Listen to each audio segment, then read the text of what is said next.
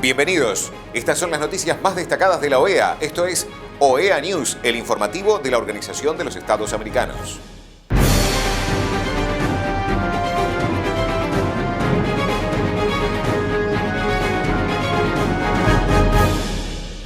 Es momento de compartir los títulos de las noticias más importantes que vamos a estar brindando a ustedes. Declaración del secretario general de la OEA en el Día Mundial de los Refugiados, 20 de junio. Secretario general de la OEA felicitó al nuevo presidente de Colombia, Gustavo Petro. Reunión, secretario general de la OEA y presidente Guillermo Lasso de Ecuador. Facilitadores judiciales OEA, testimonio de Noemí Roy de Corrientes, Argentina. En ocasión del Día Mundial de los Refugiados, desde la Secretaría General de la Organización de los Estados Americanos, queremos reconocer la valentía y todas las contribuciones que a diario realizan las personas refugiadas y llamar la atención sobre los retos a los que se enfrentan. De acuerdo con el informe anual de tendencias globales de ACNUR, la Agencia de Naciones Unidas para los Refugiados, a finales del 2021 el número de personas desplazadas por las guerras, la violencia, la persecución y las violaciones a los derechos humanos era de 89.3 millones, es decir, un 8% más en comparación con 2020 y más del doble de hace 10 años. La invasión rusa de Ucrania, que se inició en febrero de este año, generó la crisis de desplazamiento forzado de mayor magnitud y rápido crecimiento desde la Segunda Guerra Mundial. Hoy contamos con la dramática cifra de 100 millones de personas desplazadas forzosamente a nivel mundial. La mayoría de estas personas enfrentan retos adicionales debido a la prolongación de los efectos de la pandemia que ha acarreado dificultades económicas, los desastres naturales y otros efectos del cambio climático. En las Américas hay más de 17 millones de personas desplazadas forzosamente, entre las que se encuentran desplazados internos, solicitantes de asilo y refugiados. Más de 6 millones de personas venezolanas han huido hacia otros países, en su mayoría de América Latina y el Caribe, y necesitan protección internacional. En nuestro continente, países como Colombia han abierto las puertas y dado acogida a más de 1.8 millones de refugiados inmigrantes de Venezuela. Además, 4 de los 10 países de origen con mayor número de solicitantes de asilo están en América Latina y el Caribe. Para fines de 2021, había más de 1.100.000 personas refugiadas y solicitantes de asilo de El Salvador, Honduras y Guatemala en todo el mundo, sumados los más de 100.000 nicaragüenses que en el último año han solicitado asilo huyendo de la creciente crisis sociopolítica, principalmente hacia Costa Rica. Desde la Secretaría General de la OEA, consideramos que proteger a las personas forzadas a huir es una responsabilidad prioritaria de los Estados miembros de la OEA y de la región colectivamente. En esa línea continuaremos trabajando estrechamente con los Estados miembros y organismos internacionales como ACNUR en la atención y protección de las personas desplazadas internas, solicitantes de asilo y refugiadas para que tengan la oportunidad de tener una digna y segura vida. Debemos garantizar el derecho a solicitar asilo, reafirmar el principio de la no devolución y los derechos de igualdad y no discriminación. En esta línea hay signos esperanzadores en la región. Aplaudimos los esfuerzos emprendidos por 20 países que suscribieron la Declaración de Los Ángeles sobre migración y protección en el marco de la 9ª Cumbre de las Américas. Esta declaración debe darnos las bases para trabajar en conjunto en el desarrollo de una respuesta regional coordinada para gestionar la migración y responder al desplazamiento forzado, así como para fortalecer los marcos necesarios para la protección y cooperación internacional. Desde la Secretaría General de la OEA hacemos un llamado para seguir trabajando juntos, fieles a la tradición humanitaria de nuestra región, para acoger, proteger e integrar a las personas desplazadas internas, solicitantes de asilo y refugiadas, de manera que aseguremos que nadie se quede atrás y que tengan derecho a una vida digna y en paz, concluyó Almagro. El secretario general de la OEA, Luis Almagro, felicitó al pueblo y gobierno de Colombia por una elección ejemplar. Felicitó a Gustavo Petro por su victoria y le deseó éxito en su gestión como presidente de la República. El secretario general de la OEA, Luis Almagro, mantuvo una productiva reunión con el presidente de Ecuador, Guillermo Lasso. Durante el encuentro dialogaron sobre la agenda de la 9ª Cumbre de las Américas y la apuesta al multilateralismo y el desarrollo sostenible en el marco del respeto a las instituciones democráticas y la separación de poderes. El programa de facilitadores judiciales de la OEA compartió el testimonio de Noemí Roy, facilitadora judicial de la localidad de Mocoretá, de la provincia de Corrientes, Argentina. Mi nombre es Noemí Roy, soy de Mocoretá y hace aproximadamente 6 años y medio que me desempeño como facilitadora judicial. Mi trabajo particular es en los medios de comunicación, soy un poco locutora, un poco periodista, hacemos un poquito de todo, un poco de media de prensa escrita también. Así que, bueno, la verdad es que un lindo trabajo. Hace aproximadamente 7 años llegó el juzgado de paz a nuestra localidad. Antes no teníamos el acceso más cercano a justicia que teníamos, estaba a 70, 80 kilómetros aproximadamente, y nuestra localidad tiene la particularidad de que todo el tiempo estamos recibiendo personas que vienen a trabajar, porque la verdad es que es una zona muy pujante, una zona de mucho trabajo, hay trabajo durante todo el año, y eso hace que mucha gente del norte de la provincia, de Misiones, de Paraguay y demás, vengan a Mocoretá a probar suerte, a veces se quedan con sus familias, y entonces tenemos como esa constante durante prácticamente todo el año. Bueno, en realidad yo me ofrecía a ser facilitadora porque en principio me encantó el proyecto y de qué se trataba básicamente.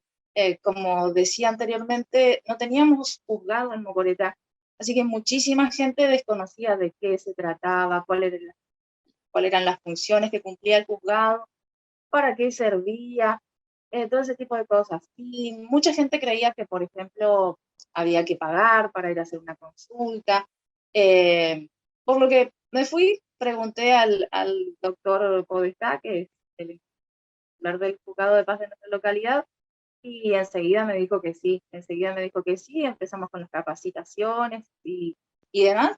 Y bueno, desde 2016 aproximadamente, mediados de 2016, me desempeño como facilitadora judicial. Fueron varios, tanto los que participé yo como mis compañeros, porque tenemos una relación muy frecuente. Ha habido muchos casos, ha habido casos donde personas mayores, por ejemplo, que estaban viviendo solas en un estado de vulnerabilidad bastante extremo, se logró contactar a sus familiares que vivían en otra ciudad bastante alejada, con las que no tenían contacto hace mucho tiempo, por ejemplo. El solo hecho de asistir a una familia con algún trámite, acercarlos al juzgado, cuestiones de violencia también, hemos tenido muchos casos, mujeres que se separan y quedan en una situación vulnerable con sus hijos sin tener por ahí la ayuda económica de sus exparejas, bueno, informarles sobre sus derechos, sobre trámites que se pueden realizar, acompañarlos al juzgado también, ha sido una constante en todos estos años. Ayer, por ejemplo, se nos dio un caso muy particular. El juzgado de paz de Mocoretá está realizando lo que denominamos juzgado itinerante. Nos vamos hasta la localidad de Juan Pujol, distante a unos entre 15 y 20 kilómetros de Mocoretá. Allí no tienen juzgado. El año pasado, sobre finales de año, bueno, se nombraron a los 2 primeros facilitadores de Juan Pujol, y ayer, bueno, se dio la nueva visita del juzgado a esa localidad. Nos encontramos con una mujer que, bueno, necesitaba simplemente hacer el permiso de viaje de su hija. Su hija tenía 13 años, y al principio todo parecía normal, no sin mayores inconvenientes. Cuando llega el momento de presentar su DNI, la mamá dice, no, pero ella no es mi hija biológica, ella es mi hija adoptiva. Los trámites todavía están a medio camino, por cuestiones de la pandemia esto se fue demorando, no pudimos hacer que finalizara todo esto, así que no podía firmar para autorizar el viaje de su hija. Por más buena intención que tuviera, por más ganas que tuviera el juzgado de hacerle el trámite, no se podía porque la señora no era responsable de la niña. Así que, bueno, nos encontramos con una situación fea porque la nena se pone a llorar. Ella concurre a una escuela agrotécnica de la zona rural de Mocoretá y tenían un viaje de estudios con sus compañeros, así que no iba a poder viajar. Entiendo que el viaje era a Mendoza, y bueno, la amargura, la tristeza, después le dice que no las podía ayudar, que se tenían que lamentablemente ir a su casa. La nena se va llorando, la mamá se va muy triste, y en eso estaba el facilitador de Juan Pujol, y dice, ¿qué posibilidades hay de que la mamá biológica de la nena pueda autorizar el viaje de la niña? ¿Pero cómo? ¿La mamá vive acá? Sí, vive acá, yo la conozco. Así que, no, vamos, consultemos, ¿qué posibilidades hay de solucionarle ese trámite a la familia? Así que bueno, fuimos de nuevo, le preguntamos si estaba de acuerdo, sin entorpecer su trámite de adopción, por supuesto, y qué posibilidades había. Sí, vayamos. Bueno, fuimos a buscar a la mamá biológica, vino, firmó el permiso de viaje, así que bueno, se pudo solucionar eso. Es un clarísimo ejemplo de lo que significa un facilitador judicial, porque está en el lugar, conoce a la gente, conoce a los vecinos. Si él no hubiera estado ahí, esa nena se hubiera quedado sin una solución, sin poder viajar. Todo terminó felizmente. Bueno, y ahora esta niña se está yendo a Mendoza en los próximos días, gracias a la tarea del facilitador Agustín que tenemos ahí en Juan Pujol. Por ejemplo, una de las cuestiones muy recurrentes así tiene que ver siempre con ANSES, con ayuda social, beneficios, y hasta desde cargar un formulario en la página de ANSES, por ejemplo, que a veces a mucha gente se le dificulta, que no entienden mucho de tecnología o el acceso a las computadoras, ese tipo de cuestiones, son muy frecuentes. Pero también cuestiones de violencia. Tenemos una sociedad, como les decía hoy, muy particular, gente que viene de otros lugares, y hasta hoy nos sigue asombrando esto de la cultura del patriarcado, y tenemos como una constante de desaprender, suelo decir yo en la radio, un montón de cuestiones que están muy arraigadas en nuestra sociedad. Nuestra localidad, por ejemplo, no es muy grande, pero sí tiene una zona rural bastante amplia, lo que nosotros llamamos las colonias de Mocoretá, que están a 10, 12 kilómetros más o menos de lo que es el casco urbano, a veces de difícil acceso, a veces sin señal de celular, sin señal de internet, y esto es un problema básicamente porque mujeres que están en situación de vulnerabilidad, situación de violencia, no tienen la posibilidad de hacer una denuncia rápido, y entonces el hecho de hacer un seguimiento, de enseñarles cómo pueden hacer, qué es lo que tienen que hacer. El trabajo de los facilitadores durante la pandemia, yo creo que fue mucho más intenso que antes de la pandemia. Se dieron muchos más casos de violencia intrafamiliar, violencia de género, chicos en situación de vulnerabilidad. La verdad es que fue muy intenso, lo hemos charlado un par de veces con el doctor Podestá, y para eso siempre, la verdad es que el juzgado de nuestra localidad siempre estuvo muy atento a nuestras consultas 24/7. Nunca nos han dejado solos. Participamos de las capacitaciones que realiza el juzgado a la par del personal judicial siempre. En época de pandemia también lo hicimos de manera virtual a través de la plataforma que tiene el Poder Judicial.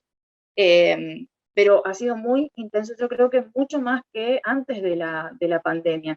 Los casos de violencia, no sé si era porque las familias, nosotros pensamos que era porque las familias estaban mucho más juntas dentro de la casa, y esto hacía que hubiera más roces, más peleas, más crispaciones, así que hemos tenido muchísimos casos de violencia, y con muchos chicos en el medio, que por ahí la situación más vulnerable.